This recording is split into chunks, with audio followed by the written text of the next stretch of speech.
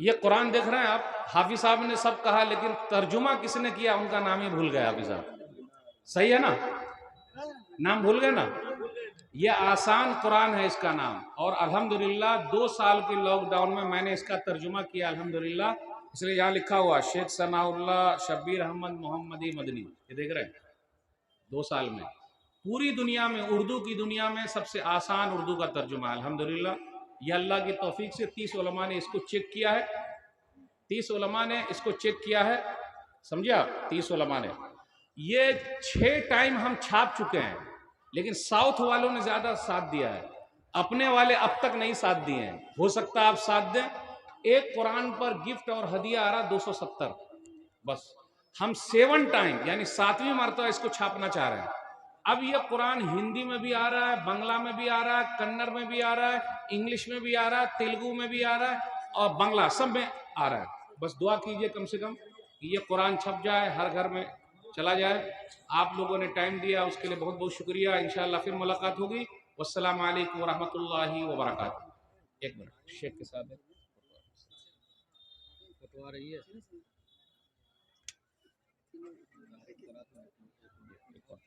जब तक वो आना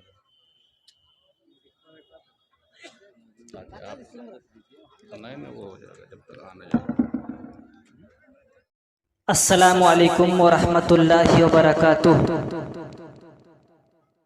जैसे कि आपने सनाउल्लाह मदनी को सुन रहे थे और उन्होंने बता रहे थे कि 2 साल लॉकडाउन के अंदर उन्होंने एक कुरान को तर्जुमा किया है, कुरान को तफसीर किया है, जो कि सबसे आसान ज़ुबान में तर्जुमा किया गया है। और उस कुरान को कम पढ़े लिखे लोग भी आसानी से पढ़ सकता है, समझ सकता है। और उस कुरान को हमारे जमात के 30 बड़े बड़े उलेमा ने चेक किया है, जांच किया है, देखा है, और 30 उलेमा ने सही साबित किया है कि इसमें कोई गलती नहीं है। आप लोग पढ़ सकते हैं, आप लोग समझ सकते हैं, इसको पढ़ सकते हैं और इस पर अमल कर सकते हैं। इसमें कोई गलत बात नहीं लिखा गया है, सही है, सही साबित किया है। हैरान वाली बात यह है कि हम लोग लॉकडाउन के अंदर गेम्स खेलकर लूडो, कैरम बोर्ड, ना जाने कैसी कैसी गेम्स खेलकर हमने वक्त को बेकार को जाने दिया, फालतू गुजार गया। और उन्होंने उसी लॉकडाउन को, उस वक्त को ऐसी जगह पर यूज किया कि उन्होंने दुनिया में तो आया था, लेकिन इस दुनिया में एक निशाना छोड़कर जाएगा कि बहुत दिन तक उनका नाम लिया जाएगा और कयामत तक उस कुरान को यहाँ लोगों ने पढ़ेगा तो कयामत तक उनको नेकी मिलेगी, नेकी मिलती रहेगी।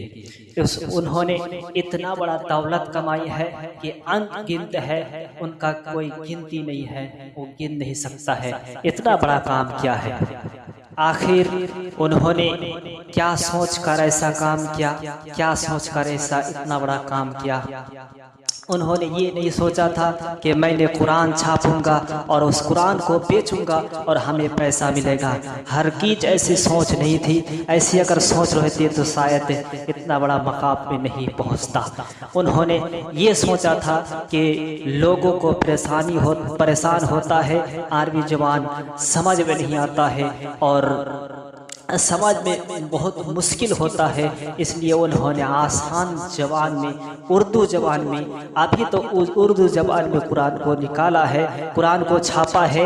उन कुरान को, उस कुरान को कई और बहुत सारे ज़बान में छापा जाएगा, बांग्ला, हिंदी, उर्दू, इंग्लिश, जितना भी हमारे इधर भाषा लैंग्वेज चलता है, हर भाषा में उनको छापा जाएगा।